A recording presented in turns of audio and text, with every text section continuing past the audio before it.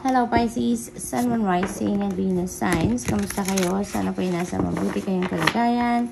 Welcome back po sa Star Tarot. Kung bago kayo dito, welcome din kayo. Thank you sa inyong support. I truly appreciate it. God bless you all. Tignan natin ang mga messages ni Pisces for today.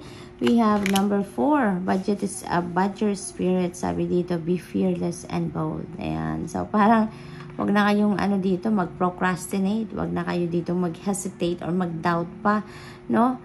Sa inyong sarili, but instead be fearless and bold. Take action now, no? Na dapat wala na kayong katakutan, wala na kayong dapat na ikahiya, yung ganon. So be fearless and bold, all right? So what else? We have see the big picture. Ayan, so giraffe spirit. Napakahalagang napakahalagang reminder ito para sa inyo, no? Na lalo na sa mga bagay na kailangan ninyong pagdesisyonan sa ngayon.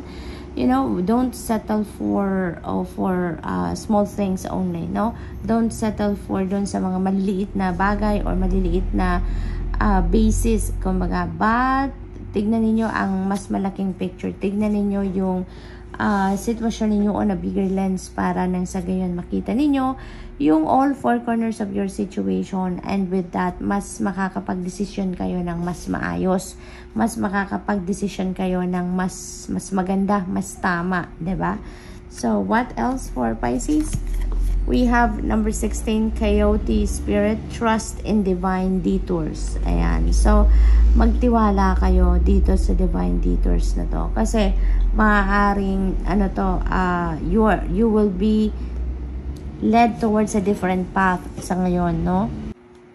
Maybe what you are focusing on right now is not the best for you. Maaaring hindi yan ang para sa'yo talaga sa ngayon. Kaya, magkakaroon dito ng divine detour. Magkakaroon dito ng pagbabago ng direksyon na tinatahak ninyo sa kung ano man ang bagay na pinagkakaabalahan ninyo ngayon, or kung ano man ang pinagfofocusan ninyo sa ngayon. So, you can expect change, no? Sa path na tinatahak ninyo. Recognize the signs from above because you are divinely guided, no? Pisces, ginagabayan kayo dito, binibigyan kayo dito ng clear direction of what you need to do, where you are heading, yung ganon, no? Angels are sending you messages now, but you're too distracted to notice. Marami kayong pinagkakaabalahan siguro, marami kayong inaasikaso, you're focused on different things, no? Maaring nagmo-multitask din kayo dito, kaya super distracted kayo, super preoccupied kayo with many things dito, kaya hindi ninyo na nakikita, hindi ninyo naririnig, hindi ninyo napipick up kung anong mga mensahe para sa inyo ng inyong mga angels, okay? So sabi dito, stay alert and open to divine guidance because feels like yan ang magsasabi sa inyo, yan ang maggagabay sa inyo kung saan kayo patungo dito, no? Kung nasaan ang divine detour na ito, okay? Na kailangan ninyong gawin, alright? So, tignan natin kung ano pa ang ganap. We have open your heart. No one is perfect. Stop judging yourself and others and let love heal the situation. Yan. Lahat naman, di ba?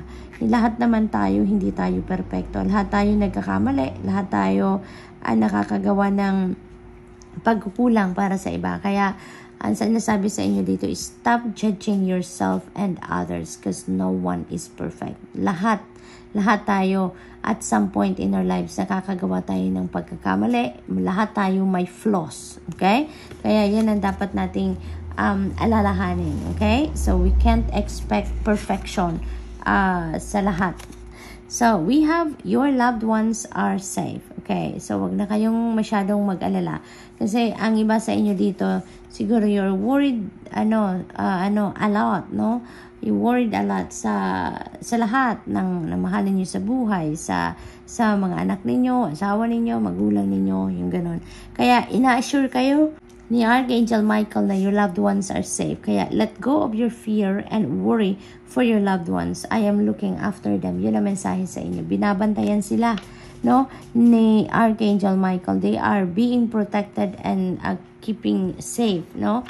Ni Archangel Michael. Kaya huwag kayong mag-worry, huwag kayong matakot para sa kanila. Okay? So just continue to pray, no? Continue to pray for their safety. for the protection at ganun din sa inyo. Okay? Also pray for your safety and protection lagi.